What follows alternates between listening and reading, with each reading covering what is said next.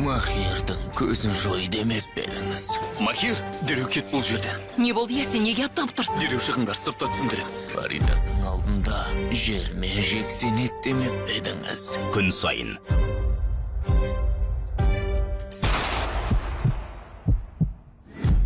Қай күні неке қидырғыларыңыз келеді? 20-сында. Солай ма? Таяп қалыпты ғой. Жаныма дем берген сен едің. Қалыңдығыңыз өзінің өте бақытты қыз екенін түсінетін шығар. Мен де өте бақыттым. Ештеңеге мойымай, әділдік үшін шайқасқан сен емес пе едің? Дүниедегі ең сұлу, ең ақылды, ең текті қызбен үйленем. Енді менің сен үшін шайқасуыма мүмкіндік бер. Екеуміз үшін. Жеке куәліктеріңізді беріңіз. Қилы күндері телехикаясы. Қалыңдығыңыз өте сұлу екен. Сен мұны әді естедің бе, Тұрғыт?